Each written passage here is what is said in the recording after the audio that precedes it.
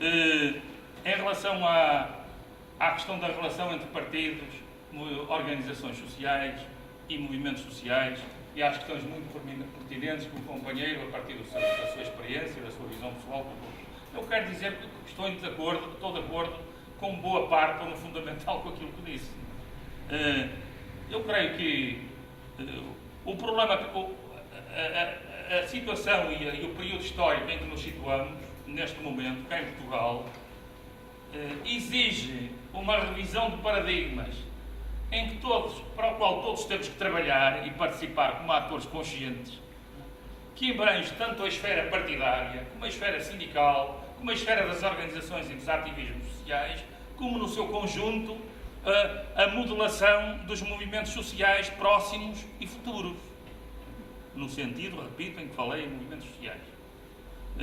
Movimentos sociais em que participam ou vão participar em doses variáveis e de formas diversas organizações sociais e políticas.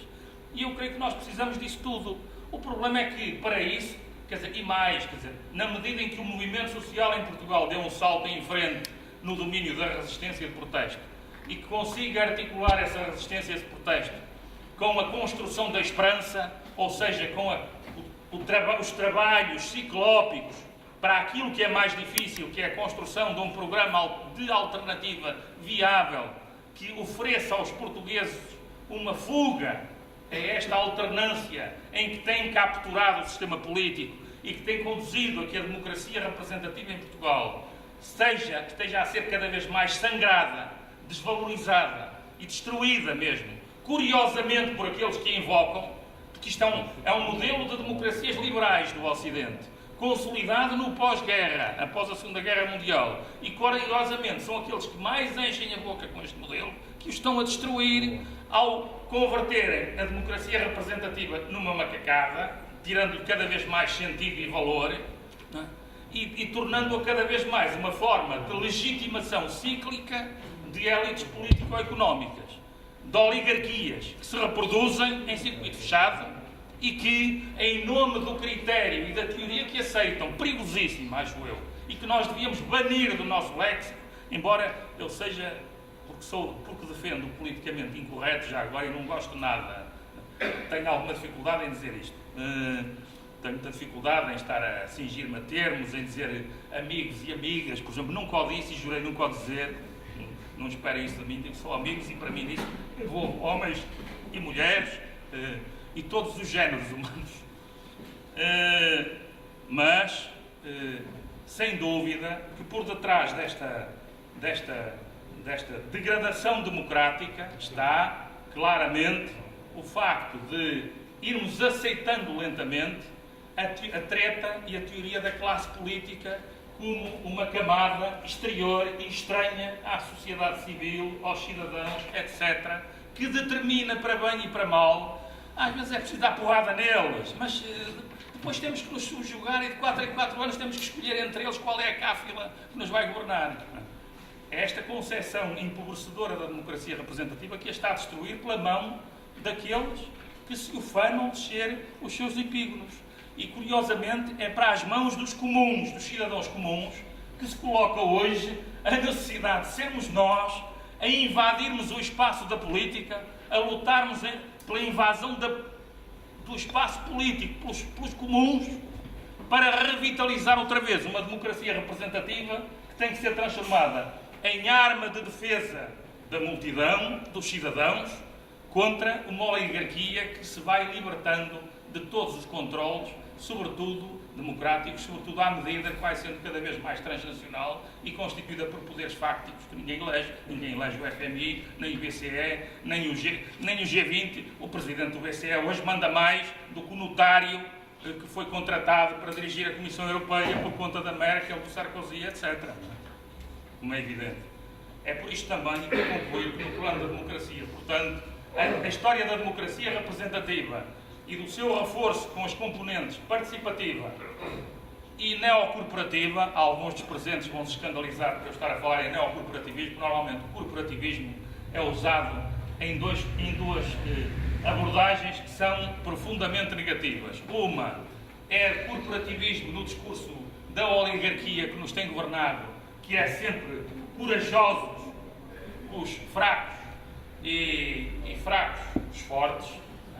e que fala sempre na necessidade de combater os interesses corporativos. Ainda hoje o nosso primeiro indigitado, mais uma vez, falou, e a gente já sabe, quando eles falam em combater os interesses corporativos, estão a falar dos trabalhadores organizados. Não estão a falar de outra coisa. Porque nunca falaram de combater os interesses corporativos para questionar os direitos de Belmiro de Azevedo ou do Jerónimo Martins, entendamos-nos. Outra forma, portanto, utilizam isto como ideia de que interesses corporativos se opõem ao interesse comum, ao interesse público, à vontade geral. A outra é a fórmula tradicional de associar corporativismo a fascismo e a utilização instrumental que o fascismo fez da forma corporativa, controlada, dominada, de representação de interesses para submeter os trabalhadores. São duas coisas que não estamos a falar. O corporativismo, como teoria, tem a ver com a representação institucional reconhecida e organizada de interesses do capital e do trabalho. Usa-se, e curiosamente, eu ia terminar com isto, no mundo, os estudos todos indicam o seguinte: as sociedades onde a representação institucional dos interesses do trabalho e do capital é mais eficaz e funciona,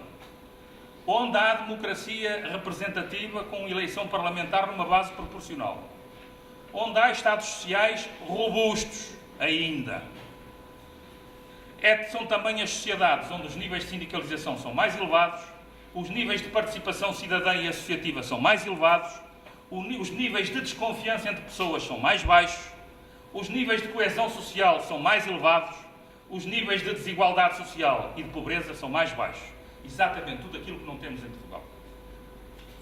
Para terminar, portanto, eu creio que nesta revalorização da política e nesta invasão da política pelos comuns, que é preciso ser associado aos movimentos sociais e que nos convoca a todos, cidadãos organizados e comprometidos com partidos, cidadãos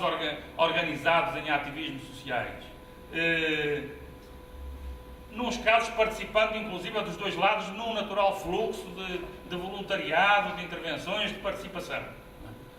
Isto convoca-nos para quê? Para vermos com outros olhos a modelação futura da democracia política em Portugal, aproveitando o melhor das experiências do mundo e da nossa própria tradição. Isso significa, sem dúvida, revalorizar a democracia representativa, ou aliás contributos nos debates aqui na Associação 25 de Abril para isso. Revalorizar a democracia participativa pela ação dos cidadãos, revalorizar aquilo que tem sido sistematicamente transformado numa palhaçada, que é o sistema de concertação social, de modo a dar voz ao trabalho organizado ao nível da produção de políticas públicas em articulação com o sistema parlamentar. Isto pode soar estranho para quem esteve a discutir aqui ativismos sociais, pode ser que um dia a gente possa falar disto, mas é neste tripé que eu acredito como vias de combate para darmos a volta a isto do ponto de vista institucional, e porque creio que as visões institucionalistas, a propósito que o amigo ali referiu, não são incompatíveis com uma visão movimentista, nem a visão do povo enquanto depositário soberano é incompatível com uma visão de multidão enquanto potência constituinte. É de tudo isto que se faz o processo de transformação e a nossa capacidade nos sindicatos, como estivemos a discutir no sábado, numa coisa que a imprensa também não cobriu, que é um projeto no qual investigadores sociais e sindicalistas de espírito livre estão a trabalhar há 6 ou 7 meses, lançaram, que foi um manifesto e um seminário, que é como renovar os paradigmas do movimento sindical, do passado, das visões sociais-democratas, leninistas ou trabalhistas, que constituíram um modelo até determinada altura do século XX e que hoje se chocam com a realidade. Como é que os sindicatos podem ser atores políticos sem necessariamente estarem dependentes de partidos hoje, embora interagindo com os partidos, com os movimentos sociais e sendo parte dos movimentos sociais com um pé, ao mesmo tempo que estão fora dele, que também são instituições e organizações com membros permanentes, com cotizações, e isso não caracteriza um movimento social, no outro pé.